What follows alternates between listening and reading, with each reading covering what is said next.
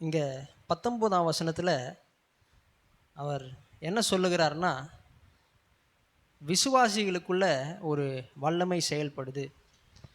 அந்த வல்லமையுடைய மகத்துவத்தை நாம் அறிந்து கொள்ளணும்னு சொல்லிட்டு பவுல் என்ன பண்ணுறாருனா, எபேசு பட்டணத்தில் இருக்கிற ஜனங்களுக்காக அவர் விண்ணப்பம் செய்கிறார்.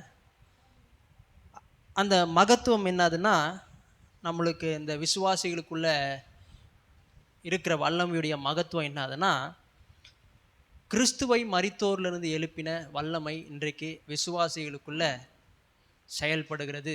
ஆமென். இயேசு மரிச்சிட்டாரு. மரித்த இயேசுவை 3ஆம் நாள் அவருடைய வல்லமை, உயிர்த்தெழுதின் வல்லமை அது எழுப்பினது. அந்த வல்லமை இன்றைக்கு விசுவாசிகளுக்குள்ள செயல்படுது. ஆமென். இன்றைக்கு உங்களுக்குள்ள இருக்கிற வல்லமை ரொம்ப பெருசு. அது என்ன வல்லமைனா, இயேசுவை மரித்தோரிலிருந்து எழுப்பின வல்லமை உங்களுக்குள்ள செயல்பட்டு கொண்டிருக்கிறது. ஆமென். அது மட்டும் இல்லை, அந்த வல்லமையுடைய மகத்துவத்தை இன்னும் அதிகமாக அறிந்து கொள்றதுக்காக 2ஆம் அதிகாரம் போகிறார். 2ஆம் அதிகாரம் போகும்போது என்ன சொல்றாருன்னா, முதல் வசனத்திலே சொல்றார், அக்கிரமங்கள்னாலும் பாவங்கள்னாலும் மரித்தவர்களாக இருந்த உங்களை உயிர்ப்பித்தார். என்ன சொல்ல வர்றாருன்னா, நாம் ரட்சிக்கப்பட்டதே அவருடைய வல்லமையினால தான். ஆமென். இன்றைக்கு நீங்கள் ரட்சிக்கப்பட்டிருக்கீங்களா? ரட்சிக்கப்பட்டிருக்கீங்கன்னா இதுக்கு பின்னாடி என்ன இருக்குன்னா, அவருடைய வல்லமை இருக்கிறது. ஆமென். அந்த சிஸ்டர் எனக்கு சுவிசேஷம் சொன்னாங்க, அந்த பிரதர் எனக்கு சுவிசேஷம் சொன்னாங்க, அந்த தீர்க்கதரிசி எனக்கு சுவிசேஷம் சொன்னாங்க, அந்த சுவிசேஷகர் எனக்கு சுவிசேஷம் சொன்னாங்க, ஆனால் தான் நான் ரட்சிக்கப்பட்டேன். இல்லை இல்லை, ஆண்டவர் அவர்கள் எல்லாரையும் ஏற்படுத்தினார் நீங்கள் ரட்சிக்கப்படுறதுக்கு. ஆனால் நீங்கள் எப்படி ரட்சிக்கப்பட்டீங்கன்னா, இந்த இயேசு கிறிஸ்துவனுடைய உயிர்த்தெழுதின் வல்லமை உங்களுக்குள்ள செயல்பட்டது. இன்றைக்கும் அந்த வல்லமை உங்களுக்குள்ள தான் இருக்கிறது. ஆமென். அதான் வசனம் சொல்லு, உலகத்தில் இருக்கிறவனை பார்க்கிலும் நமக்குள்ள இருக்கிறவர், நமக்குள்ள இருக்கிற வல்லமை ரொம்ப பெருசு. ஆமென். இங்கே 2ஆம் அதிகாரத்தில் 1, 2, 3 வசனங்கள் எதை குறித்து பேசுகிறதுனா, பாவத்தில் இருக்கிற மனுஷனை குறித்து பேசுகிறது. மனுஷன் பாவத்தில் இருக்கிறார். இங்கே இந்த 3 வசனங்களில் நீங்கள் படிக்கும் பொழுது இதில் என்ன சொல்ல வர்றாருன்னா, த டாக்ட்ரின் ஆஃப் சின், இந்த பாவத்தை குறித்த ஒரு உபதேசத்தை இங்கே அவர் சொல்லுகிறார். இந்த பாவத்தை குறித்து 4 காரியங்கள் நாம் பார்த்தோம். ஒன்று, இந்த பாவத்தில் இருக்கிற மனுஷனுடைய நிலைமையை பார்த்தோம். இவனுடைய நிலைமை என்னன்னா, இவன் ஆவிக்குரிய மரணத்தில் இருக்கிறான்னு சொல்லிட்டு பார்த்தோம். 2வது, அந்த பாவத்தில் ஏன் அவன் இருக்கிறான் அப்படின்னு சொல்லிட்டு பார்த்தோம். ஏன் அவன் இருக்கிறான்னா, 3வது வசனம் சொல்லுது, அவர்களுக்குள்ளே நாம் எல்லாரும் முற்காலத்திலே நமது மாம்ச இச்சையின்படி நடந்து நமது மாம்சமும் மனசும் விரும்பினவைகள் செய்து சுபாவத்தினாலே. ஏன் அவன் பாவம் செய்கிறான்? அவனுக்குள்ள என்ன இருக்குன்னா, அந்த பாவ சுவாபம் அவனுக்குள்ள இருக்கிறது. ஆனால் தான் சங்கீதக்காரன் லிபியாய் சொல்லுகிறான், என் தாய் என்னை பாவத்தில் கர்ப்பம் தரித்தால் நான் துர்குணத்திலே உருவானேன்னு சொல்றார். அப்போ ஏன் அவன் பாவம் செய்து கொண்டு இருக்கிறான்னா, அவனுக்குள்ள என்ன இருக்குன்னா, அந்த பாவ சுவாபம் அவனுக்குள்ள இருக்கிறது. அது மட்டும் இல்லை, அந்த பாவ சுவாபம் அவனுக்குள்ள இருக்கும் பொழுது அவன் எப்படிப்பட்ட வாழ்க்கையை வாழுகிறான் அப்படின்னு பார்க்கும் பொழுது இங்க சொல்றாரு, மாம்சமும் மனசும் விரும்பினவைகளை அவன் செய்து கொண்டிருக்கிறான்.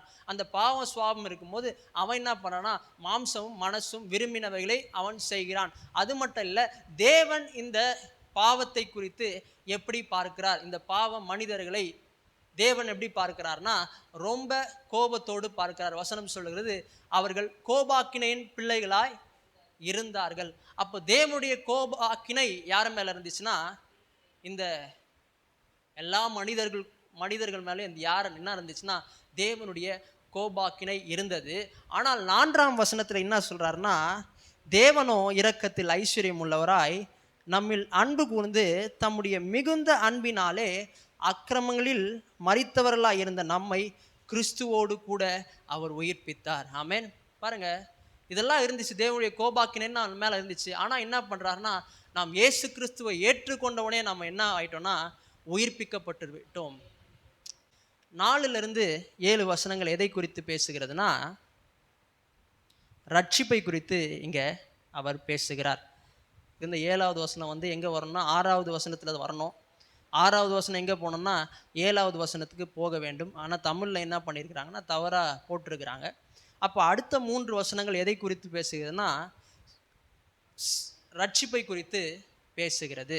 அதை நம்ம பார்த்து கொண்டு வருகிறோம்.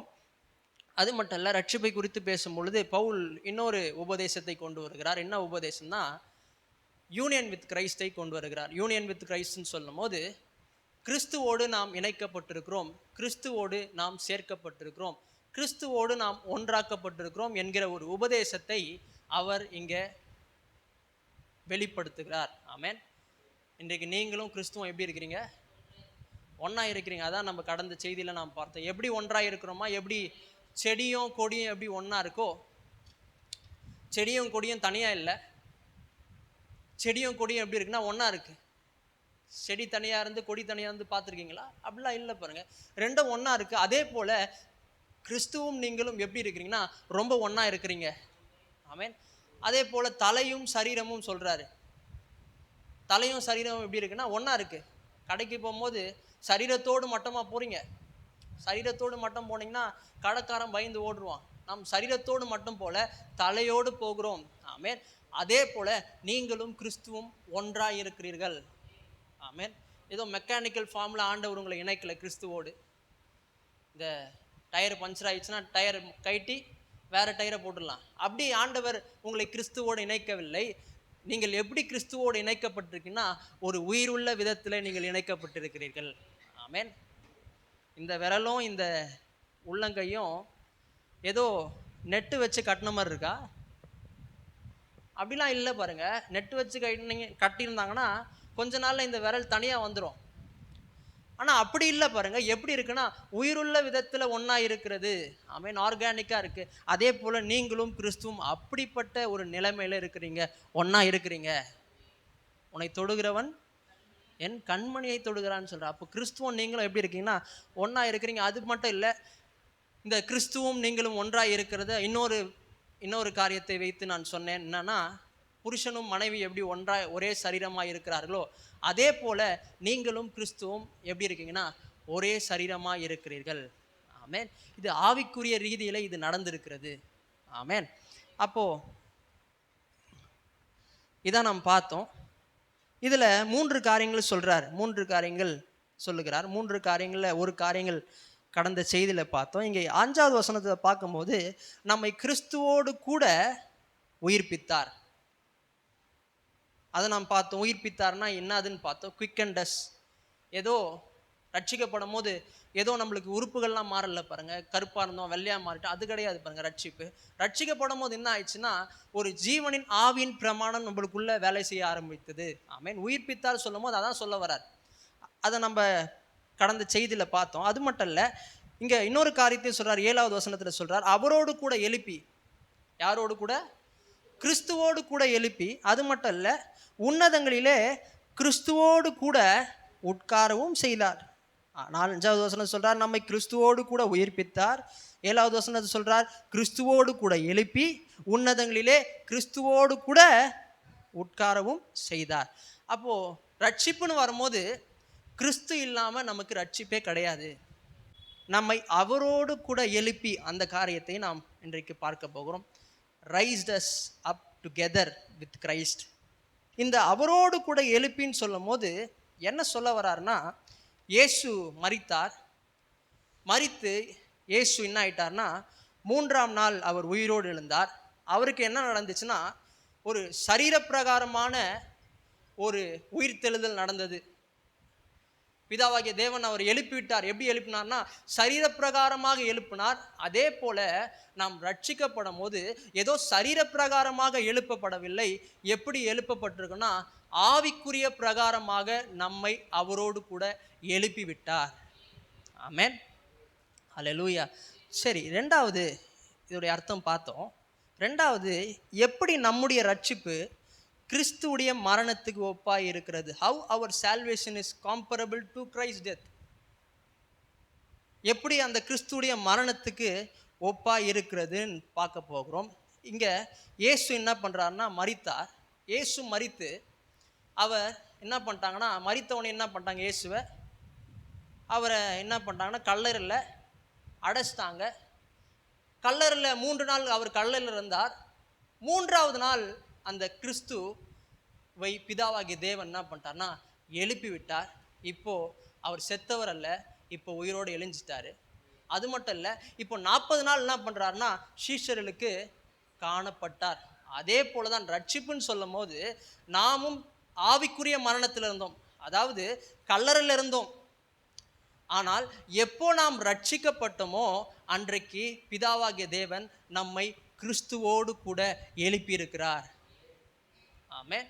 இப்போ முன்னாடி எப்படி இருந்தீங்க? முன்னாடி கல்லறையில் இருந்தீங்க, ஆவிக்குரிய மரணத்தில் இருந்தீங்க. ஆனால் இன்றைக்கு எழுப்பப்பட்டவர்கள் நாம். ஆமேன். உயிர்ப்பித்தார். இன்னைக்கு நாம் எப்படி இருக்கிறோம்னா அலைவாக இருக்கிறோம். ரட்சிக்கப்படாதவங்களாம் இன்னைக்கு ஆவிக்குரிய மரணத்தில் இருக்கிறாங்க. ஆனால் இன்றைக்கு நாம் எப்படி இருக்கோம்னா உயிர்ப்பிக்கப்பட்டிருக்கிறோம். இன்றைக்கு நாம் அலைவாக இருக்கிறோம். ஆமேன். இது எப்படி நடந்திருக்குன்னா ஆவிக்குரிய ரீதியில் நடந்திருக்கு நம்மளுக்கு. ஆனால் ஒரு நாள் இயேசு எப்படி கல்லறையிலிருந்து சரீர பிரகாரமாக உயிர் தெழுந்தாரோ, எழுப்பப்பட்டாரோ, அதே போல ஒரு நாள் வரப்போகிறார். இயேசு வரப்போகிறார், ரொம்ப சீக்கிரமாக வரப்போகிறார். சீக்கிரமாக வரும்பொழுது நாம் எல்லாரும் எங்கேருந்து எழுப்பப்பட போகிறோம்னா சரீர பிரகாரமாகவே இயேசு எப்படி உயிரோடு எழுந்தாரோ அதே போல நாம் எழுப்பப்பட போகிறோம். ஆமேன். ரட்சிக்கப்பட்டவர்களுக்கு ஆவிக்குரிய ரீதியில் நடந்து முடிஞ்சிச்சு. ஆனால் சரீர பிரகாரமாகவும் நடக்க போகிறது. எப்படி இயேசு மகிமுள்ள சரீரத்தை அடைந்தாரோ அதே போல நாம் மகிமுள்ள சரீரத்தை நாம் அடைய போகிறோம். ஆமேன். சரி, அப்போ எப்படி நம்முடைய ரட்சிப்பு கிறிஸ்துடைய மரணத்துக்கு ஒப்பாக இருக்கிறதுன்னு பார்த்தோம். அது மட்டும் இல்லை, கிறிஸ்தவனை குறித்து இது என்ன சொல்லுகிறது? கிறிஸ்தவனை குறித்து, அதாவது உங்களை குறித்து இது என்ன சொல்லுகிறதுனா, நீங்கள் இனி ஆவிக்குரிய மரணத்தில் இல்லை, நீங்கள் இனி மரித்தவர்கள் அல்ல. No more cops. காப்ஸ்னா என்னதுன்னா சடலம். ரட்சிக்கப்படுறதுக்கு முன்னாடி வரைக்கும் நீங்கள் ஒரு சடலமாக இருந்தீங்க. ஆனால் நீங்கள் இனி மரித்தவர்கள் அல்ல. ஆமேன். அப்போது ரட்சிக்கப்படுறதுனா என்னது, மறுபடியும் பிறக்கிறதுனா என்னது? நிறைய பேர் என்ன சொல்கிறாங்கன்னா மறுபடியும் பிறக்கிறதுனா ஞானஸ்தானம் எடுக்கிறது அப்படின்னு சொல்கிறாங்க. மறுபடியும் பிறக்கிறதுனா என்னன்னா வேதம் வாசிக்கிறது. மறுபடியும் பிறக்கிறதுனா அவன் வேதத்தெல்லாம் வாசிக்கிறான், அதான் மறுபடியும் பிறக்கிறது. மறுபடியும் பிறக்கிறதுனா அவன் சர்ச்சைக்கு வரான், அதான் மறுபடியும் பிறக்கிறதுன்னு சொல்கிறாங்க. அதான் ரட்சிக்கப்பட்டதுன்னு சொல்கிறாங்க. ரட்சிப்புனா என்னதுங்க? ரட்சிப்புனா நாம் உண்மையாகவே கல்லறையில் இருந்தோம், ஆனால் இன்றைக்கு அந்த கல்லறையிலிருந்து மரித்தவர்களாக இருந்தோம், ஆனால் இன்றைக்கு நம்மை எழுப்பி இருக்கிறார். அதான் ரட்சிப்பு. ஆமென். ஹல்லேலூயா. ரட்சிக்கப்படுறதுக்கு முன்னாடி எப்படி இருந்தோம்? ரட்சிக்கப்படுறதுக்கு முன்னாடி எப்படி இருந்தோம்னா டிவி பார்த்துன்னு இருந்தோம், தேட்டருக்கு போனோம், ஃப்ரெண்ட்ஸோடு வெளியே சுற்றணும், நைட் ஹேங் அவுட்லாம் பண்ணோம். ஆனால் இன்றைக்கு ரட்சிக்கப்பட்ட பிறகு நம்ம என்ன பண்ணுறோம் அப்படின்னா பைபிள் ஸ்டடி வந்திருக்கிறோம். ஆமென். ஏன்னா நாம் ஆவிக்குரிய மரணத்தில் இல்லை, இன்றைக்கு ஆவிக்குரிய ஜீவனில் நாம் இருக்கிறோம். ஆவிக்குரிய மரணம்னா என்னது? ஒன்றான மெய்தேவனாகிய நீர் அனுப்பினவராக கிறிஸ்துவை அறியாமல் இருப்பதே ஆவிக்குரிய மரணம். அவரை பற்றி தெரியாது, ஆவிக்குரிய காரியங்கள் வரும்பொழுது நாம் மரித்த நிலைமையில் இருக்கிறோம். ஆனால் ஆவிக்குரிய ஜீவன்னா என்னதுன்னா ஒன்றான மெய்தேவனாகிய உம்மையும் நீர் அனுப்பினவராகிய இயேசு கிறிஸ்துவை அறிவதே, அவரை குறித்து காரியங்களை அதிகமாய் ஈடுபடுவதே என்னதுன்னா ஆவிக்குரிய ஜீவன். ஆமென். அப்போ இன்னைக்கு எதுலேருந்து வந்துட்டோம்னா டெத்துலேருந்து என்னத்துக்கு வந்துட்டோம்னா லைஃபுக்கு வந்துட்டோம். ஆமென். சொல்லுங்க, நான் ஜீவனுக்குள்ளே இருக்கிறேன், என்னை ஆண்டவர் உயிர்ப்பித்து இருக்கிறார், நான் எழுப்பப்பட்டு இருக்கிறேன். முன்னாடி எங்கே இருந்தீங்க? கல்லறையில் இருந்தீங்க உண்மையாக கேட்டா. ஆனால் இன்றைக்கு நீங்கள் எழுப்பப்பட்டு இருக்கிறீர்கள். ஆமென். சரி, இங்கே பவுல் என்ன சொல்கிறாருன்னா நம்மை அவரோடு கூட எழுப்பி சொல்கிறாரு. இந்த அவரோடு கூட எழுப்பின்னு சொல்லும் போது அவர் எதை குறிப்பிடுகிறார்? பவுல் மனசில் நிறைய காரியங்களை வச்சு தான் என்ன பண்ணுறாருன்னா நம்மை அவரோடு கூட எழுப்பின்னு சொல்லியிருக்கிறார். ஆனால் ஒரே வாரத்தில் சொல்லி முடிச்சார். ஆனால் நம்ம என்ன பண்ணோம், பிரசங்கியாருடைய வேலை என்னன்னா அவர் எதை வச்சு சொன்னார் அதெல்லாம் எடுத்து என்ன பண்ணோம்னா ஜனங்களுக்கு சொல்ல வேண்டும். அதான் பிரசங்கியாருடைய வேலை. அப்போது நம்மை அவரோடு கூட எழுப்பி சொல்லும் போது அவர் எதை குறிப்பிடுகிறார்? அதை 3 காரியங்கள் நாம் பார்க்க போகிறோம். அது மட்டும் இல்லை, நம்மை அவரோடு கூட எழுப்பின்னு சொல்லும் போது அதோடைய விளைவுகளை நாம் பார்க்க போகிறோம். 2 காரியங்களை இன்றைக்கு நாம் பார்க்க போகிறோம். சரி, நம்மை அவரோடு கூட எழுப்பின்னு சொல்லும் போது அவர் எதை குறிப்பிடுகிறார் அப்படின்னு பார்க்கும் பொழுது என்ன சொல்ல வர்றார்னா நமக்கு ஆக்கினை தீர்ப்பு இல்லை. அது மட்டும் இல்லை, நாம் தேவனுடைய கோபாக்கினின் கீழ் இல்லை. No longer we are under the wrath of God, no longer we are under the condemnation. அவரோடு கூட எழுப்பின்னு சொல்லும் போது என்ன சொல்ல வராரு? நமக்கு ஆக்கினை தீர்ப்பு இல்லை. அது மட்டும் இல்லை, நாம் தேவனுடைய கோபாக்கினின் கீழ் நாம் இல்லை. ஆமென். எழுப்பிட்டார். முன்னாடி ஆக்கினை தீர்ப்புக்குள்ள இருந்தீங்க, தேவனுடைய கோபாக்கினைக்குள்ள இருந்தீங்க. ஆனா இன்றைக்கு நாம் எழுப்பப்பட்டிருக்கிறோம். ஆமென். சின்ன வயசுல இருந்து நான் நினைச்சது என்னதுன்னா, நான் நரகத்துக்கு போயிடுவனோ அப்படிலாம் நினச்சிருக்கிறேன். ஏன்னா நம்ம பண்ணாத அக்கிரமம் இல்லை, நம்ம பண்ணாத தப்பு கிடையாது, நம்ம பண்ணாத பாவம் கிடையாது. நான் ஒவ்வொரு நாளும் நினைக்கிறது என்னன்னா, ஒருவேளை நான் நரகத்துக்கு போயிடுவனோ அப்படின்னு நினச்சிருக்கிறேன். நீங்கள் கூட நினச்சிருப்பீங்கன்னு நினைக்கிறேன்.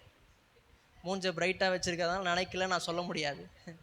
எல்லாருமே அந்த பயம் நம்மளுக்கு இருந்திருக்கும், நரகத்துக்கு போயிட்டு இருப்போமோ அப்படின்னு நம்ம நினச்சிருப்போம். ஆனால் உண்மையாகவே என்னன்னா, கிறிஸ்தவர்களுக்கு, அதாவது ரட்சிக்கப்பட்டவர்களுக்கு, மறுபடியும் பிறந்தவர்களுக்கு என்ன இல்லைன்னா நரகம் ஒன்று கிடையாது. ஆமென். என்னங்க இவ்வளோ போல்டாக சொல்கிறீங்க? எப்படி போல்ட்னஸ் வந்துச்சுன்னா, வசனத்தை படிக்கும் போது தான் வந்துச்சு. ஆமென். யோவான் புஸ்தகத்தை நாம் எடுத்துக்கொள்வோம். 5ஆம் அதிகாரம் 24வது வசனத்தை பார்க்கும் பொழுது இங்கே சொல்லுகிறார், என் வசனத்தை கேட்டு என்னை அனுப்பினவரை விசுவாசிக்கிறவனுக்கு நித்திய ஜீவன் உண்டு. யாரெல்லாம் இயேசு கிறிஸ்துவை விசுவாசித்தீர்களோ, யாரெல்லாம் இயேசு கிறிஸ்து தான், இயேசு தான் உண்மையான தெய்வம்னு யாரெல்லாம் சொன்னீங்களோ, அவங்களுக்கு என்ன இல்லைன்னா, என்ன இருக்குன்னா நித்திய ஜீவன். ஆமென். முன்னாடி எங்கே இருந்தீங்க? ரட்சிக்கப்படுறதுக்கு முன்னாடி, இயேசு கிறிஸ்துவை ஏற்றுக்கொள்றதுக்கு முன்னாடி எப்படி இருந்தீங்கன்னா நித்திய மரணத்தில் இருந்தீங்க. நித்திய மரணத்துக்கு தள்ளப்படுகிற ஆள் நீங்க. ஆனால் இன்றைக்கு இயேசு கிறிஸ்துவை ஏற்றுக்கொண்டதுனால நமக்கு என்ன கிடைத்திருக்குன்னா நித்திய ஜீவன் கிடைத்திருக்கிறது.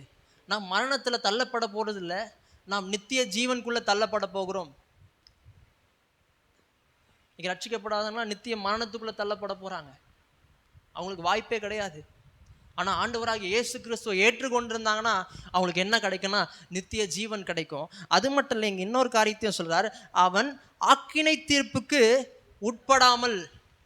பாருங்க, யாரெல்லாம் இயேசு கிறிஸ்துவை விசுவாசித்தீர்களோ அவர்களுக்கு என்ன இல்லைன்னா ஆக்கினை தீர்ப்பு இல்லை.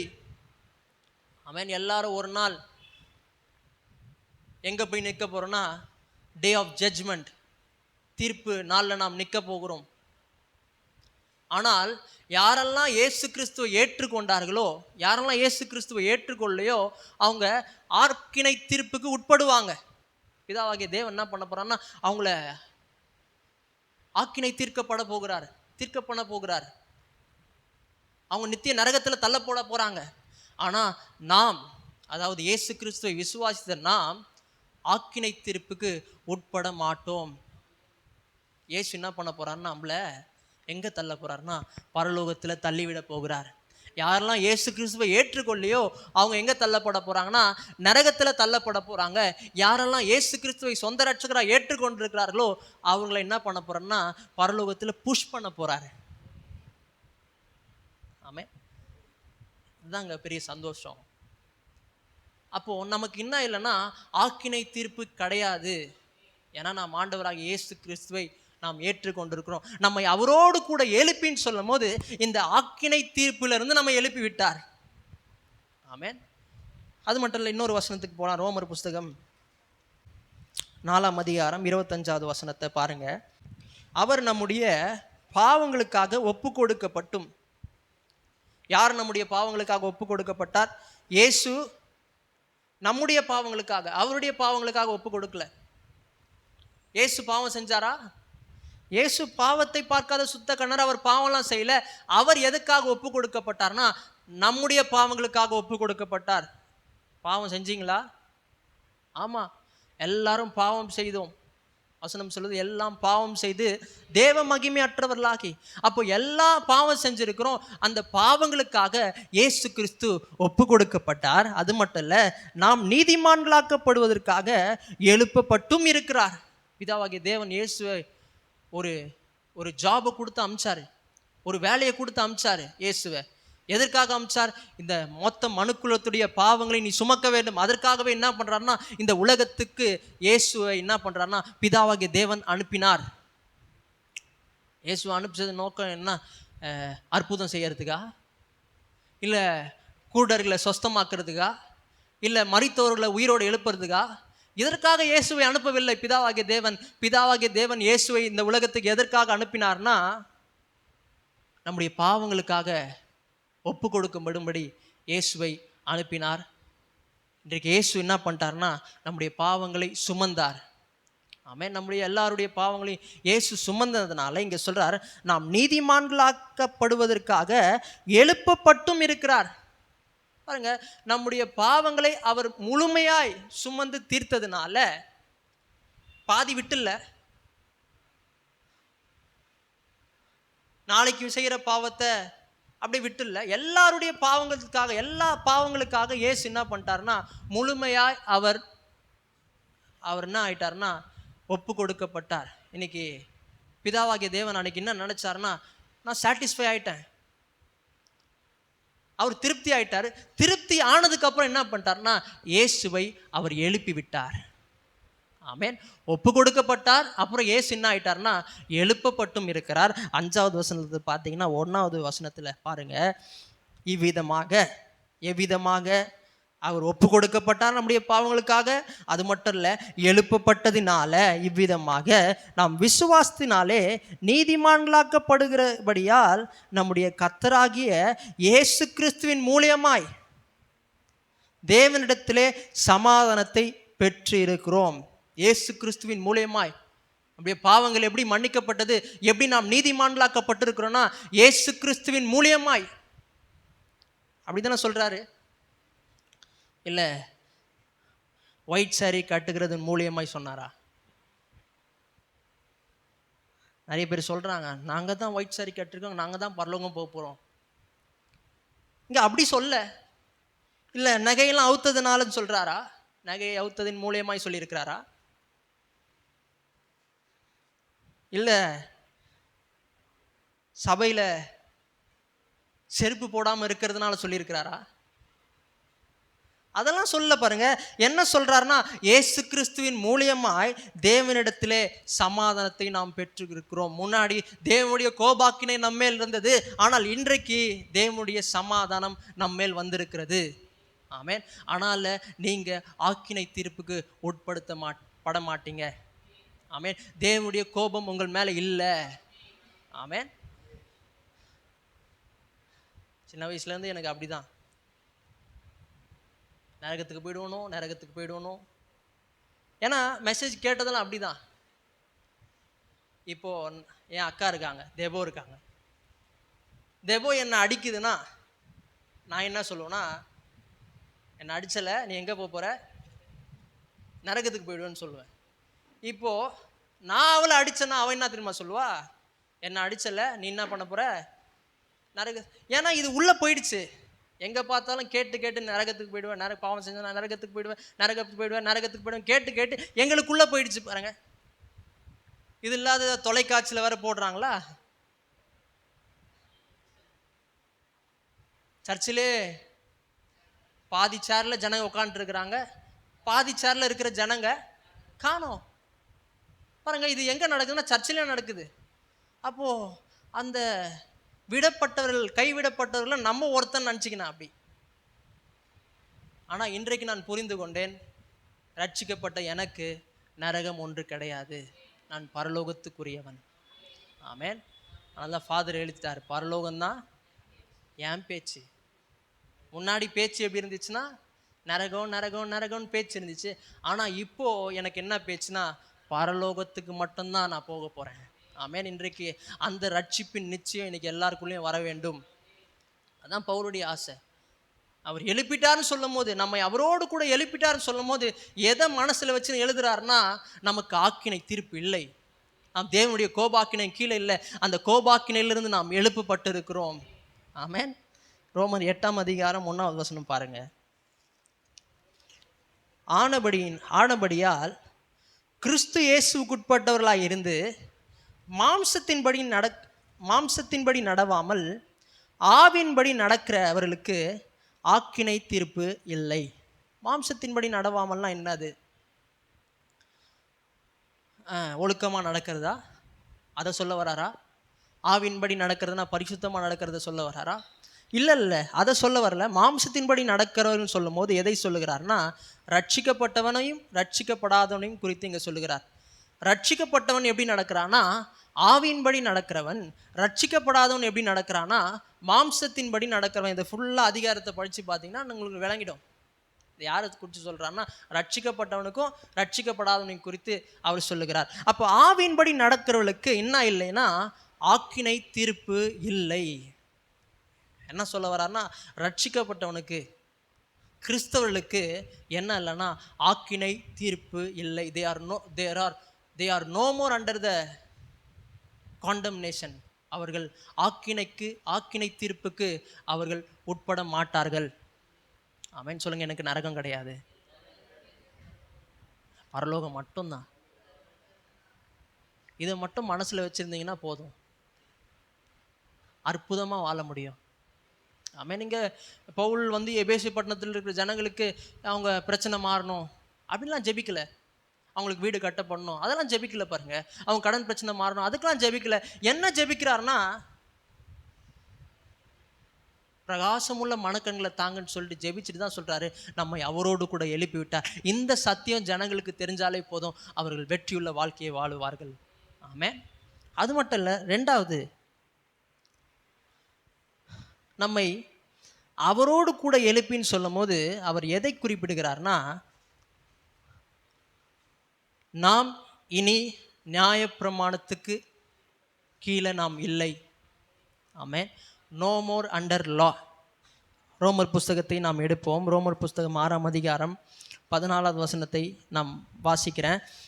14வது வசனம், நீங்கள் நியாயப்பிரமாணத்துக்கு கீழ்ப்பட்டிராமல் கிருபைக்கு கீழ்ப்பட்டிருக்கிறபடியால் பாவம் உங்களை மேற்கொள்ள மாட்டாது. நீங்கள் நியாயப்பிரமாணத்துக்கு கீழ்ப்பட்டிராமல், நம்ம இன்னைக்கு நியாயப்பிரமாணத்துக்கு கீழ்ப்பட்டிருல, நாம் எதுக்கு கீழ்ப்பட்டிருக்கிறோம்னா கிருபைக்கு நாம் கீழ்ப்பட்டிருக்கிறோம். ஆமென். நிறைய பேர் இந்த வசனத்தை என்ன பண்ணுறாங்கன்னா மிஸ் அண்டர்ஸ்டாண்ட் பண்ணிக்கிறாங்க. இந்த வசனத்தை பார்க்கும்போது இதை எதை குறித்து சொல்லுதுன்னா, இனிமேட்டு நம்ம நியாயப்பிரமாணத்தெல்லாம் கடைப்பிடிக்க தேவையில்லை, ஏன்னா நாம் கிருபைக்குள்ளே வந்துட்டோம்னு சொல்கிறாங்க. ஆனால் உண்மையாகவே இந்த வசனம் எதை குறித்து சொல்லுகிறதுனா, நாம் நியாயப்பிரமாணத்துக்கு கீழே இல்லை, நாம் கிருபைக்கு கீழே இருக்கிற போது என்ன சொல்ல வர்றாருன்னா, 7வது வசனத்தில் பாருங்கள், 7ஆம் அதிகாரத்தில் பாருங்கள், 7ஆம் அதிகாரத்தில் 2வது வசனம் பார்த்தீங்கன்னா, அது எப்படி என்றால், புருஷனுடைய ஸ்திரீ தன் புருஷன் உயிரோடு இருக்கும் அளவும் நியாயப்பிரமாணத்தின்படியே அவனுடைய நிபந்தனைக்கு உட்பட்டிருக்கிறாள். புருஷன் மரித்த பின்பு புருஷனை பற்றிய பிரமாணத்திலிருந்து விடுதலையா இருக்கிறாள் அப்படின்னு சொல்றார். என்ன சொல்ல வர்றாருன்னா, இந்த நியாயப்பிரமாணத்துக்கு கீழ்பட்டு கிருபைக்கு கீழ்பட்டிருக்குன்னு சொல்லும் போது அவர் ஒரு உதாரணத்தை, ஒரு எக்ஸாம்பிளை சொல்றார். என்ன எக்ஸாம்பிள் சொல்றாருன்னா, ஒரு புருஷன் மனைவி இருக்கிறாங்க. மனைவி புருஷன் இருக்கிற வரைக்கும் அவன் என்ன பண்ணக்கூடாதுன்னா, வேற ஒருத்தனை திருமணம் பண்ணிக்க கூடாது. திருமணம் பண்ணிக்கிட்டா அது என்னதுன்னா விபச்சாரம். ஏன்னா அந்த மனைவி சில நிபந்தனைக்கு அவள் உட்பட்டு இருக்கிறாள். செய்யின்னு சொன்னா செய்யணும், இங்க போகக்கூடாதுன்னு சொன்னா போகக்கூடாது. ஏன்னா அந்த புருஷன், அந்த மனைவி அந்த புருஷனுடைய நிபந்தனைக்கு உட்பட்டு இருக்கிறாள். ஆனா எப்போ அந்த புருஷன் மரிக்கிறாரோ அப்போ அவள் நிபந்தனைக்கு உட்படவில்லை, அவள் விடுதலையாக்கப்பட்டிருக்கிறாள். எது விடுதலையாக்குச்சு அப்படின்னா, அந்த மரணம் என்ன பண்ணுச்சுன்னா விடுதலையாக்கிற்று. ஆமென். இயேசுடைய மரணம் என்ன பண்ணுச்சுன்னா, நம்மை நியாயப்பிரமாணத்திலிருந்து நம்மை விடுதலையாக்கி இருக்கிறது. ஆமென். முன்னாடி நாம் நியாயப்பிரமாணத்துக்கு கீழே இருந்தோம். நியாயப்பிரமாணம் என்ன சொல்லுச்சு? நீ பாவி, நீ பாவி, நீ பாவி. அது மட்டும் இல்ல, நீ தண்டனைக்கு உட்பட்டவன், தண்டனைக்கு உட்பட்டவன், தண்டனைக்கு உட்பட்டவன். உன் மேல என்ன இருக்குன்னா ஆக்கினை இருக்கிறது. அது மட்டும் இல்ல, உன் மேல இருக்குன்னா தேவனுடைய கோபம் உன் மேல இருக்கு. ஆனால் இன்றைக்கு நாம் நியாயப்பிரமாணத்துக்கு கீழே இல்லை, நாம் கிருபைக்கு கீழே வந்துட்டோம். ஏன்னா இந்த இயேசுடைய மரணம் நம்ம என்ன பண்ணியிருக்குன்னா விடுதலையாக்கி இருக்கிறது. ஆமென் சொல்லுங்க. நான் நோ மோர் அண்டர் லா. நியாயப்பிரமாணத்துக்கு நாம் கீழே இல்லை. நாம் எதுக்கு கீழே வந்துட்டோம்னா கிருபைக்கு நாம் கீழே வந்துட்டோம். ஆமென். அதனால நாம் நியாயப்பிரமாணத்தை விட்டுடலாமா? விட்டுடலாமாங்க? உங்களை தான் கேட்குறேன், விட்டுடலாமா? விட்டுடலாமா கடைப்பிடிக்கலாமா? இல்லை இப்படி கேட்குறேன், நம்மளால கடைப்பிடிக்க முடியுமா? நியாயப்பிரமாணத்தை கடைப்பிடிக்க முடியும் நம்மால. பாருங்க, நியாயப்பிரமாணத்தை யார் கொடுத்தது? தேவன் கொடுத்தது. யாருடைய நியாயப்பிரமாணம்? தேவனுடைய நியாயப்பிரமாணம். இன்றைக்கு நாம் கிறிஸ்துவோடு இணைக்கப்பட்டிருக்கிறோம். ஆமென். கிறிஸ்து யாரு? அவர் தான் தேவன். அவர் கொடுத்த நியாயப்பிரமாணம் தான். இன்னைக்கு கிறிஸ்து என்ன பண்ணிட்டார்னா நியாயப்பிரமாணத்தை என்ன பண்ணியிருக்கிறாரு? நிறைவேற்றினாரா இல்லையா? நிறைவேற்றி இருக்கிறார். இன்றைக்கு நாம் கிறிஸ்துவோடு இணைக்கப்பட்டதுனால, நாம் கிறிஸ்துவோடு சேர்க்கப்பட்டதுனால, கிறிஸ்துவோடு ஒன்றாக இருக்கிறதுனால நம்மாலையும் நியாயப்பிரமாணத்தை நிறைவேற்ற முடியும். ஏன்னா கிறிஸ்து நிறைவேற்றி இருக்கிறார். ஆமென். நியாயப்பிரமாணத்தில் இருக்கிற சின்ன எழுத்தை கூட நம்மளால் நிறைவேற்ற முடியும். ஏன்னா நாம் யாரோடு இணைக்கப்பட்டிருக்கோம்னா கிறிஸ்துவோடு நாம் இணைக்கப்பட்டிருக்கிறோம். ஆமென். எல்லாத்தையும் செய்யலாம். 10 கட்டளையும் நம்மளால் ஃபாலோ பண்ண முடியும். ஏன்னா கிறிஸ்து என்ன பண்ணியிருக்கிறாருன்னா நிறைவேற்றி இருக்கிறார். அல்லேலூயா. அப்போது எங்கே இல்லை? நம்ம நியாயப்பிரமாணத்துக்கு கீழே இல்லை. நாம் எங்கே வந்தோம்னா கிருபைக்கு கீழே வந்து விட்டோம். ஆமென். ஆண்டவர் தூக்குனாரு நம்மை, அவரோடு கூட எழுப்பின்னு சொல்லும் போது இந்த நியாயப்பிரமாணத்திலிருந்து நம்மை தூக்கி விட்டார். முன்னாடி நியாயப்பிரமாணம் என்ன பண்ணிச்சுன்னா நீ பாவி, நீ தண்டனைக்குரியவன், நீ தண்டனைக்குரியவன் சொல்லிக்கொண்டே இருந்தது. ஆனால் இன்றைக்கு நாம் எழுப்பப்பட்டிருக்கிறோம். ஆமென். இன்னைக்கு அவரோடு கூட இருக்கிறோம். நம்ம நியாயப்பிரமாணத்தை நாம் நிறைவேற்றி இருக்கிறோம்.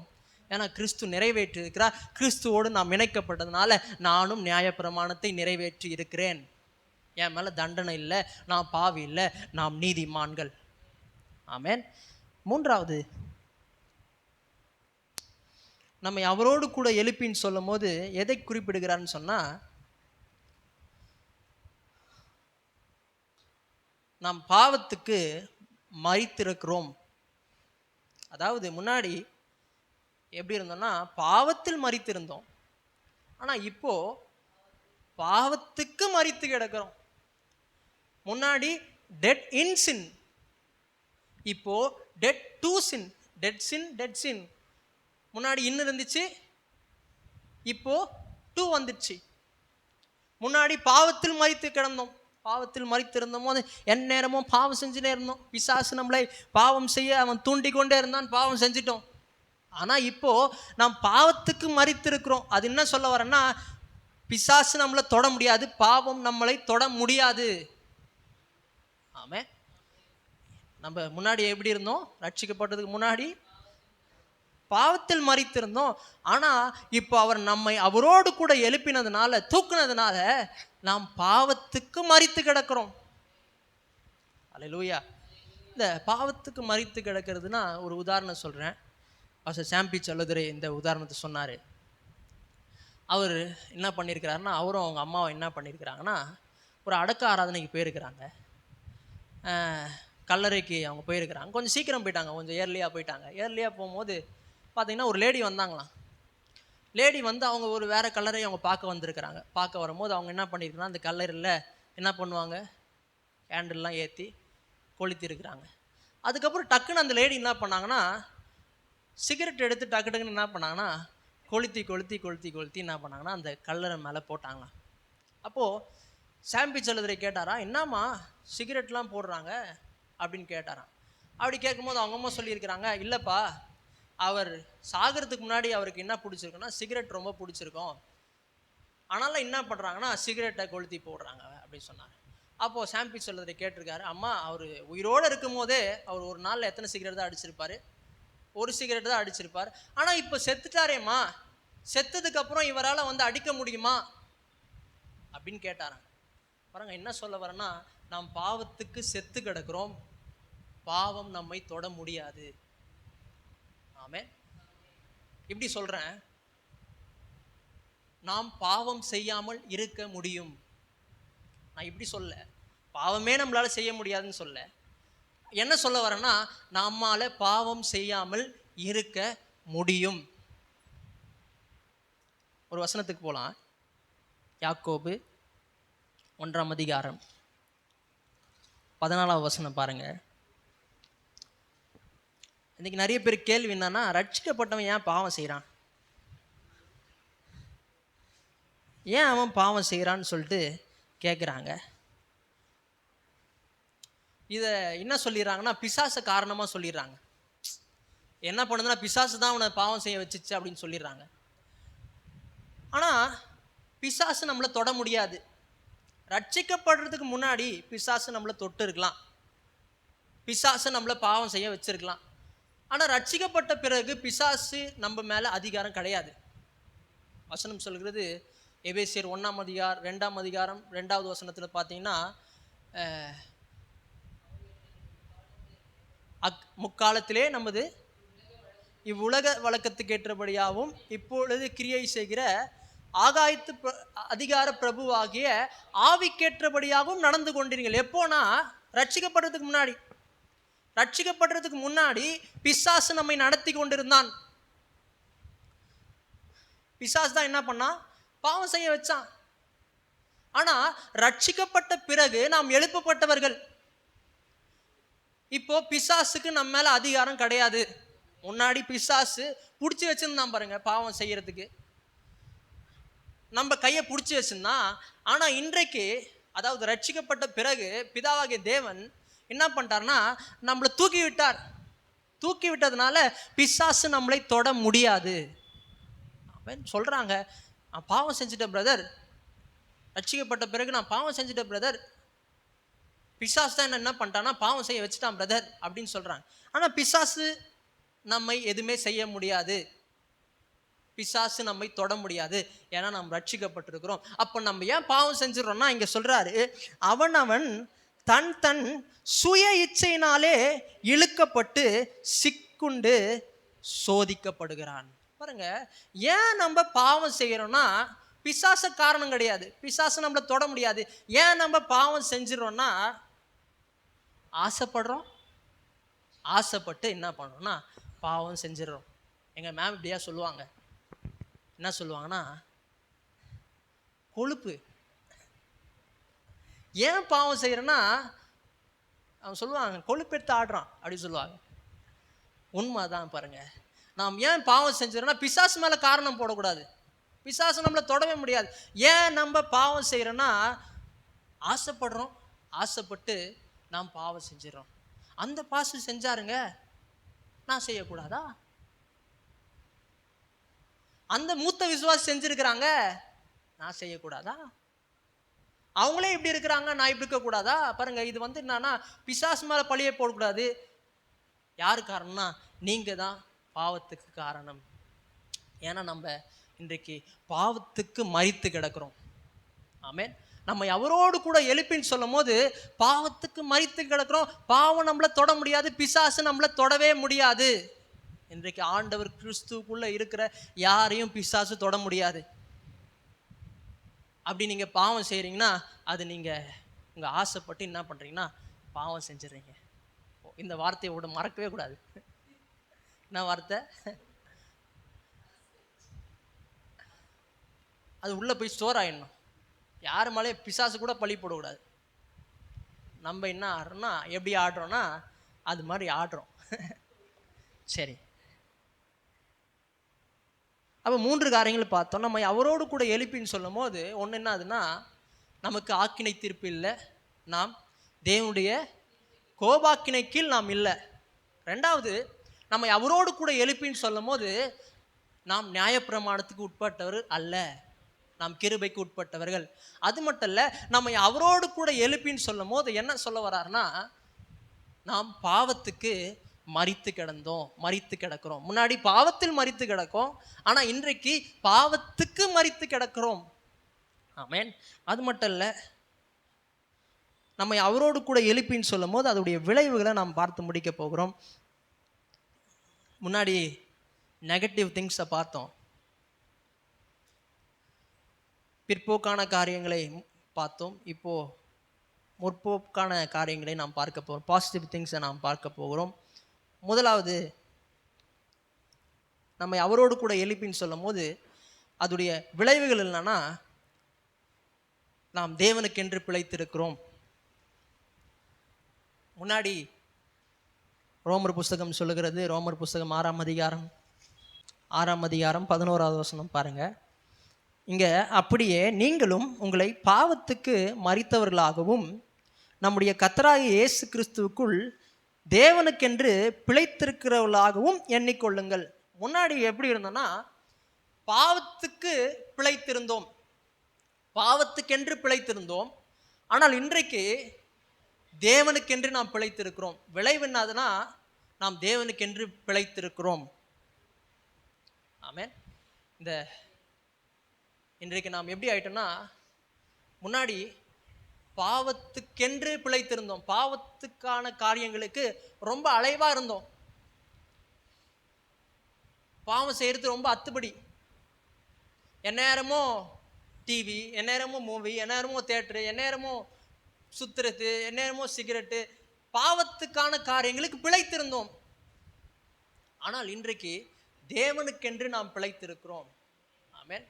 பாருங்க, பூ பார்த்தீங்கன்னா நைட்டில் என்ன ஆகிடும்னா அது மூடிடும். ஆனால் சூரியன் பட்டவனே என்ன ஆகிடும்னா அது மலர்ந்து விடும்.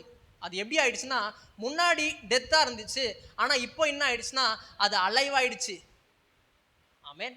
முன்னாடி நாம் ஆவிக்குரிய மரணத்தில் இருந்தோம், ஆனால் இன்றைக்கு தேவனுக்கென்று நாம் பிழைத்திருக்கிறோம். முன்னாடி பாவம் செய்யறது ரொம்ப ஈஸியாக இருந்துச்சு, ஆனால் இப்போ தேவனுக்கென்று பிழைத்திருக்கிறதுனால எந்நேரமும் எது தேடுதுன்னா, வசனத்தை தேடுது மனசு. அது மட்டும் இல்லை, தேவனுடைய வார்த்தையை தேடுது, சர்ச்சை தேடுது, பைபிள் ஸ்டடியை தேடுது. எப்படா ஃப்ரைடே வரும், எப்படா பைபிள் ஸ்டடி போவோம். ஏன்னா இன்றைக்கு நாம் தேவனுக்கென்று பிழைத்திருக்கிறோம். ஆமென். வசனம் சொல்லுகிறது, மானானது நீரோடையை வாஞ்சித்து கதறுகிறது போல என் ஆத்துமா உண்மையே நோக்கி வாஞ்சித்து கதறுகிறது. இன்றைக்கு அவரையே நோக்கி கொண்டிருக்கிறது ஆத்துமா. ஆமென். மான் எதுக்காக கதறுது? தண்ணியை பார்த்தா. எதுக்காக அது நீரோடையை வாஞ்சித்து கதறுகிறது? ஏன் கதறுதுங்க? உங்களை தான் கேட்குறேன். தாகத்துக்காக கதறுதுன்னு நம்ம நினைக்கிறோம். சில நேரத்தில் தாகத்துக்காக கதறுது, ஆனால் சில நேரத்தில் எதுக்காக அது நீரோடைய வாஞ்சது கதறுகுதுன்னா, இந்த மானுக்கு பார்த்தீங்கன்னா வேர்வை வரும். வேர்வை வரத்துனால இந்த வேர்வை ஸ்மெல்ல பார்த்தோன்னே என்ன பண்ணுறோன்னா, சிங்கம் புலி என்ன பண்ணோன்னா, மான் எங்கே இருக்குன்னு ஈஸியாக கண்டுபிடிச்சிடும். அது கண்டுபிடிக்காமல் இருக்கிறதுக்காகவே மான் என்ன பண்ணோன்னா நீரோடைய வாஞ்சித்து கதறுமா. தண்ணியில் போய் குதிக்கணும், எப்போ நீரை பார்ப்போன்னு கதறி கொண்டு இருக்குமா. ஆமென். அதே போல தான் இன்றைக்கு நாம் தேவனுக்கென்று பிழைத்திருக்கிறோம். இன்றைக்கு தேவனுடைய வசனத்துக்காக நாம் கதறுகிறோம், தேவனுக்காக நாம் கதறுகிறோம், தேவனுக்குரிய காரியங்களுக்காக நாம் கதறி கொண்டிருக்கிறோம். ஆமென். ஹல்லேலூயா. ஏன்னா நம்மை அவரோடு கூட எழுப்பியிருக்கிறார். ஆமென். இன்றைக்கு நாம் தேவனுக்கென்று நாம் பிழைத்திருக்கிறோம். ரெண்டாவது, அது மட்டும் இல்லை, நாம் இன்றைக்கு புதிய வாழ்க்கையில் நடந்து கொண்டு இருக்கிறோம். முன்னாடி பார்த்தீங்கன்னா கம்ப்ளீட்லி டிஃப்ரெண்ட். முன்னாடி வாழ்ந்த வாழ்க்கை ரொம்ப டிஃப்ரெண்ட்டாக இருந்துச்சு. ஆனால் இன்றைக்கு வாழுகிற வாழ்க்கை பார்த்தீங்கன்னா டோட்டல் டிஃப்ரெண்ட்டாக இருக்குது. இன்னைக்கு புதிய வாழ்க்கைக்குள்ளே நாம் வாழ்ந்து கொண்டு இருக்கிறோம். அன்னைக்கு ஒருத்தர் கேட்டார், அவர் தான் பிரதர் துரை தான் என்ன பண்ணுறாருன்னா, நம்மளுக்கு பெயிண்ட் அடிக்கிறதுக்கு ஆள்லாம் கூப்பிட்டு வந்தார். அப்போது அவர் ஒருத்தர் பெயிண்ட் அடிச்சுனே இருந்தார். அப்போது பிரதர் துரையை பார்த்து அவர் கேட்டார், எப்படி பிரதர் இவரை மாற்றுனீங்க கேட்டார்.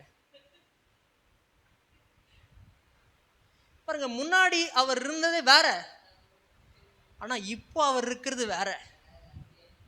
ஆமென். முன்னாடி இருந்தது வேற, ஆனால் இப்போ என்ன பண்ணுறாருன்னா, நின்று அவர் பாட்டு பாடுறாரு பாருங்க, கிறிஸ்துவுக்குள் வாழும் எனக்கு எப்போதும் வெற்றி உண்டு. ஆனால் முன்னாடி அவர் இருந்த வாழ்க்கையை வேற பாருங்க. இது எது மாத்திச்சுன்னா, அந்த இயேசுடைய வல்லமை, உயிர்த்தெழுதலின் வல்லமை இதை செய்திருக்கிறது. ஆமென். அப்போ நாம் இன்றைக்கு புதிய வாழ்க்கைக்குள்ள நாம் வாழ்ந்து கொண்டிருக்கிறோம், புதிய வாழ்க்கைக்குள்ள நாம் நடந்து கொண்டிருக்கிறோம். ஆமென். இந்த புதிய வாழ்க்கை எப்படி வெளிப்படுகிறது அதை குறித்து 3 காரியங்கள் நாம் பார்க்கலாம். இந்த புதிய வாழ்க்கை பார்த்தீங்கன்னா மனதில் வெளிப்பட்டு இருக்கிறது, அது மட்டும் இல்லை. இருதயத்தில் வெளிப்பட்டு இருக்கிறது, அது மட்டும் இல்லை. சித்தம் கொள்ளுதலில் வெளிப்பட்டிருக்கிறது, அதை நாம் பார்க்க போகிறோம். ஃபஸ்ட்டு இந்த புதிய வாழ்க்கை எங்கே வெளிப்பட்டிருக்குன்னா மனதில் வெளிப்பட்டிருக்கிறது. ரோமர் புஸ்தகம் 12ஆம் அதிகாரம் 2ஆம் அதிகாரம் சொல்லுகிறது, 2வது வசனம் சொல்லுகிறது, நீங்கள் இந்த பிரபஞ்சத்துக்கு ஒத்த வேஷம் தெரியாமல் தேவனுடைய நன்மையும் பிரியமும் பரிபூரணமான சித்தம் என்னதென்று பகுத்தறியத்தக்க உங்கள் மனம் புதிதாகிறதுனாலே மறுரூபமாகுங்கள். முன்னாடி இருந்த வாழ்க்கை வேற, ஆனால் இன்றைக்கு நம்முடைய மனம் என்ன ஆயிருக்குன்னா புதிதாக்கப்பட்டிருக்கிறது. முன்னாடி இப்பிரபஞ்சத்துக்கு ஒத்த வேஷம் தரித்து கொண்டிருந்தோம், ஆனால் இன்றைக்கு நம்முடைய மனம் புதிதாக்கப்பட்டிருக்கிறது. முன்னாடி பார்த்தீங்கன்னா என் குடும்பம், என் வாழ்க்கை, என் பிள்ளைங்க, என் சகோதர சகோதரிகள் இப்படி தான் வாழ்ந்து கொண்டிருந்தோம். ஆனால் இன்றைக்கு நம்முடைய மனம் மாற்றப்பட்டிருக்கிறது. இன்றைக்கு நாம் மற்றவர்களுக்காக வாழ்ந்து கொண்டிருக்கிறோம். ஆமென். முன்னாடி என் குடும்பம், என் பிள்ளைங்க அப்படி இருந்தோம், ஆனால் இன்றைக்கு நாம் எதற்காக வாழ்ந்து கொண்டிருக்கிறோம்னா நித்தியத்துக்காக நாம் வாழ்ந்து கொண்டிருக்கிறோம். ஆமென். ஒருத்தர் கேட்டார், என்ன பண்ண போகிறேன்னு கேட்டார். நான் சொன்னேன், நான் ஊழியம் செய்ய போகிறேன் அப்படின்னு சொன்னேன். இப்போ அவர் சொன்னார், ஊழியெல்லாம் செய்யாத, கிடைக்காதுன்னு சொன்னார். என்ன கிடைக்காதுன்னு கேட்டேன். பொண்ணு கிடைக்காதுன்னு சொன்னார். பாருங்க, பரலோகத்துக்கு போகும்போது ஆண்டவரே நான் இந்த அழகான பொண்ணை கூட்டு வந்தேன்னு சொல்ல போகிறீங்களா? ஆண்டவரே நான் இந்த பிள்ளைங்களை கூட்டு வந்தேன் சொல்ல போகிறீங்களா? ஆண்டவரே நான் இந்த பேர பிள்ளைங்களை கூட்டு வந்த சொல்ல போகிறீங்களா? அதை பார்த்து ஆண்டவர் சந்தோஷப்பட போகிறாரா? அதை பார்த்து சந்தோஷப்பட போகிறது இல்லை. ஆண்டவர் எதை பார்த்து சந்தோஷப்பட போகிறாருன்னா எத்தனை ஆத்துமாக்களை கொண்டு வந்த. ஆமென். முன்னாடி நாம் எப்படி வாழ்ந்து கொண்டிருந்தோம்னா நம்முடைய குடும்பம், நம்முடைய பிள்ளைங்க, நம்முடைய சகோதரர் அப்படி வாழ்ந்தோம். ஆனால் இன்றைக்கு நாம் எதற்காக வாழ்ந்து கொண்டிருக்கிறோம்னா நித்தியத்துக்காக வாழ்ந்து கொண்டிருக்கிறோம். ஆமென். நித்தியத்துக்காக தான் வாழ்ந்து கொண்டு இருக்கிறீங்க. இல்லை உங்கள் குடும்பம், உங்கள் பிள்ளைங்க இப்படிலாம் வாழாதீங்க. ஆண்டவர் உங்களை அவரோடு கூட எழுப்பினதின் நோக்கம் உங்களுக்காக வாழ்வதற்காக அல்ல, இப்பிரபஞ்சத்துக்கு ஒத்த வேஷம் தரிப்பதற்காக அல்ல, நீங்கள் மறுரூபமாய் நித்தியத்துக்காக வாழ வேண்டும் என்பதற்காகவே தேவன் உங்களை எழுப்பியிருக்கிறார். ஆமென். அதுதான் சந்தோஷப்பட போகிறார், வேற எதுக்காகவும் சந்தோஷப்பட போகிறது இல்லை அவர். ஆமென். அதனால் பொண்ணு கிடைக்காது அப்படின்னு சொல்லிட்டு ஊழியத்துக்கு வராமல் இருக்காதீங்க, பொண்ணுலாம் கிடைக்கும். ஆமென். அது மட்டும் இல்லை, 2வது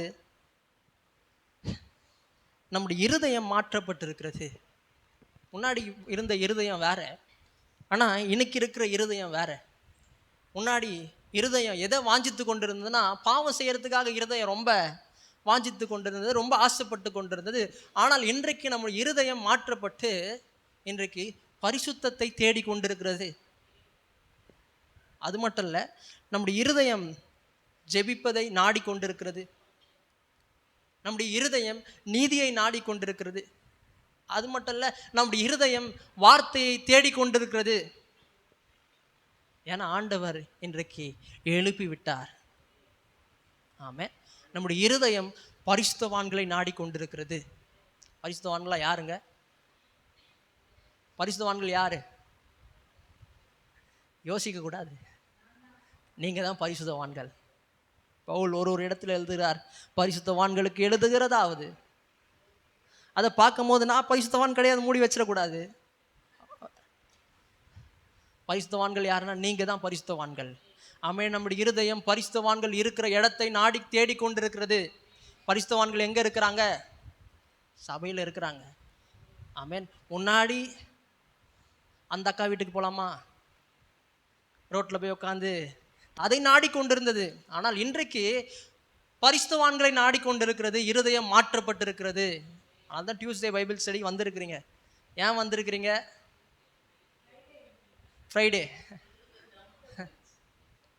ஃப்ரைடே பைபிள் ஸ்டடி வந்திருக்கிறீங்க. ஏன் வந்திருக்கிறீங்க? நம்முடைய இருதயம் மாற்றப்பட்டிருக்கிறது. நீங்கள் ரட்சிக்கப்பட்டிருக்கிறீர்கள். ஒருத்தருக்கு ரட்சிக்கப்பட்டியா கேட்கும் போது அவர் என்ன பண்ணார்னா பேன்னு முழிச்சாரு. உங்களை கேட்குறேன், நீங்கள் ரட்சிக்கப்பட்டிருக்கீங்களா? ரட்சிக்கப்படலைன்னா நீங்கள் பைபிள் சரியாக வர முடியாது. நீங்கள் ஆவிக்குரிய ஜீவனுக்குள்ளே வந்திருக்கிறீர்கள். ஒன்றான மெய்தேவனாகியும் நீர் அனுப்பினவராகிய இயேசு கிறிஸ்துவை அறிவதேன்னு என்னன்னா அவரோடு கூட உறவாடுவது, அவரோடு ஐக்கியம் கொள்வது, அவரோடு சம்பாஷிப்பது. அதுதான் ஆவிக்குரிய ஜீவன். நீங்கள் இன்னைக்கு ரட்சிக்கப்பட்டிருக்கிறீங்க. ஆமேன். உங்களுடைய இருதயம் மாற்றப்பட்டிருக்கிறது. ஆமேன். அது மட்டும் இல்லை, மூன்றாவது சித்தம் கொள்ளுதல். நம்முடைய சித்தம், நம்முடைய வில் மாற்றப்பட்டிருக்கிறது.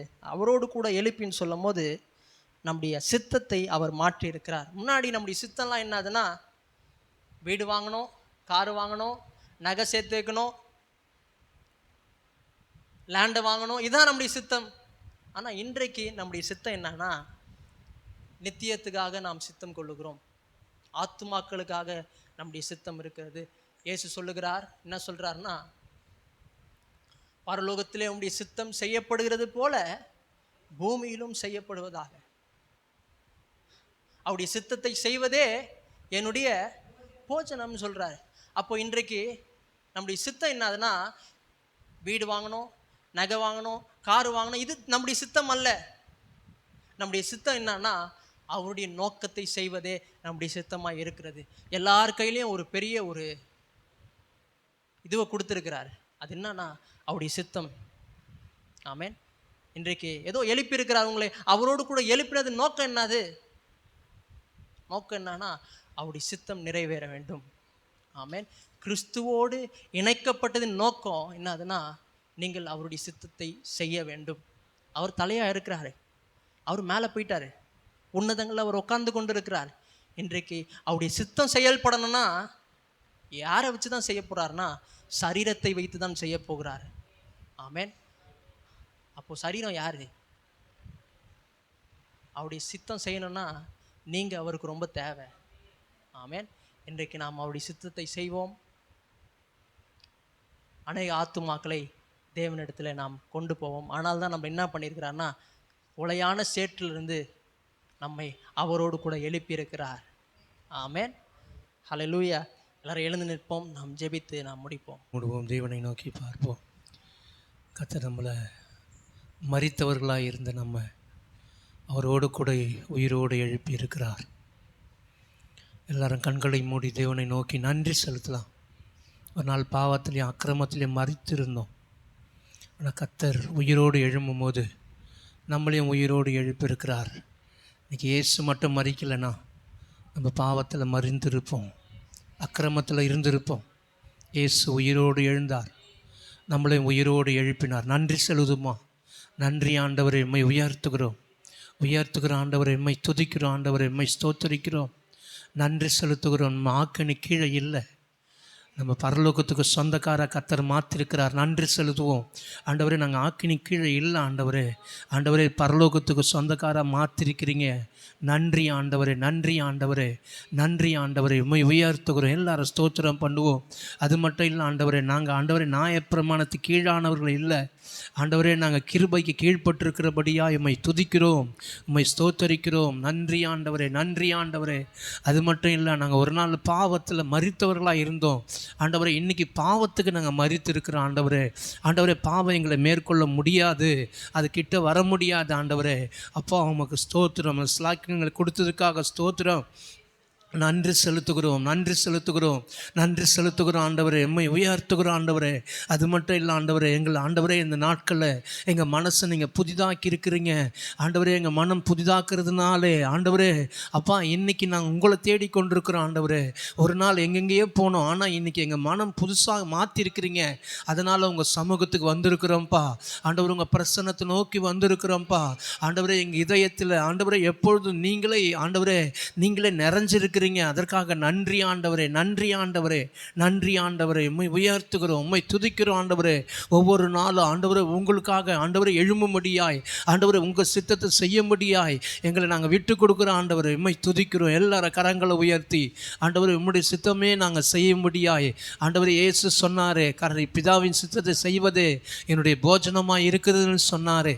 இன்றைக்கி நான் தேவனுடைய சித்தத்தை செய்ய முடியாது, இயேசு ராஜாவுடைய சித்தத்தை செய்ய முடியாய் நம்முடைய போஜனமாக இருக்க முடியாது. நம்மளை ஒப்பு கொடுப்போம் ஆண்டவரே. உம்மை உயர்த்துகிறோம், உம்மை துதிக்கிறோம் ஆண்டவரே.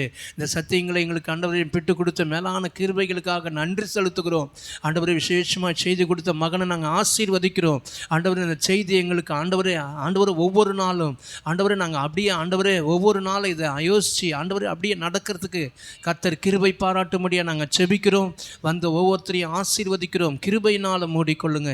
இயேசு கிறிஸ்துவின் நல்ல நாமத்தில் செபிக்கிறோம் எங்கள் ஜீவனுள்ள நல்ல பிதாவே, ஆமென். நிலரசேன்னு சொல்லு. என் ஆத்துமாவே கர்த்தரை ஸ்தோத்திரி, என் முழு உள்ளமே பரிசுநாமத்தை ஸ்தோத்திரி.